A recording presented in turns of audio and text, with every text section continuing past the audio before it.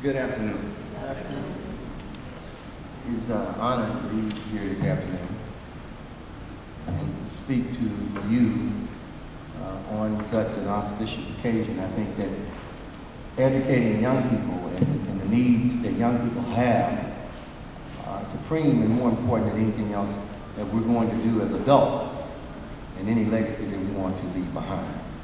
So I think that whatever we do should be with them in mind and to leave the planet better off than when we found it. I want to thank Dion for inviting me here and giving me the opportunity to speak to you briefly. She did tell me I had a few minutes, so we're going to do just that and stay in line with that.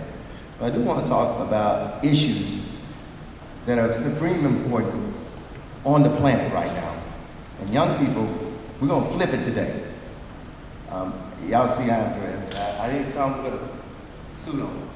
I came with jeans and a shoe. So how y'all say it, get crunk?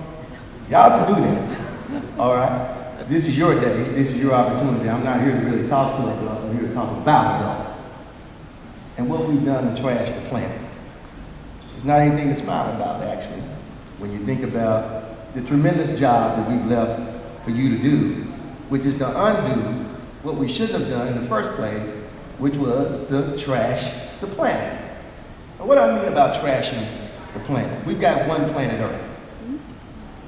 Now, you guys all have something in front of you. These green bottles contain something called what? Water. Now, I drank all of mine except for a little drop, but I probably ought to do that. Because you don't get new water because it rains. Because the river rises, that's not new water. It's the same water that came down and went back up to the sky that comes back down again.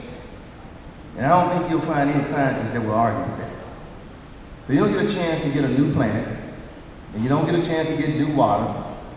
You don't get a chance to even get a new body unless you go somewhere else beside the earth. You get to use it one time, and you should use it well, whether it's water, your body, your mind, your soul, your spirit, all that good stuff that you get one of. Water is the central means of the development not only of your body, but of nutrition and of blood supply to your brain, and it is probably the single commodity on the planet that dictates whether or not you live or die within 48 hours. Food doesn't do that. You can eat shrubs that have vitamins in it and live for longer than 48 hours with food. You don't even have to have meat, by the way, guys, to live and survive. They got something called vegetarians in the world. I don't know if we have any in the room, but if we do, you can raise your hand. That's okay.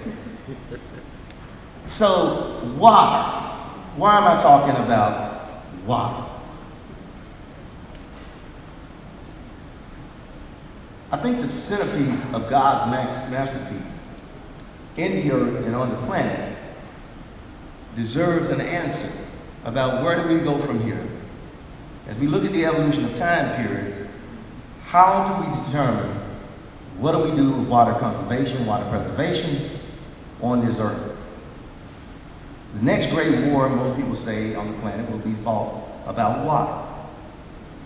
If you look at Africa, the continent of Africa, first, in terms of medical needs, much of the problem that we see there could be solved by one thing and one thing alone: clean drinking water for drinking water, clean water for irrigating crops, and many of the wars would cease because people would not have the need to fight each other because their land would be preserved properly, which then feed their cattle, their animals, their growing their crops, and they would have the food and sustenance to stay in their homes and not leave them to go find that stuff other places, because you can't live 48 hours without what?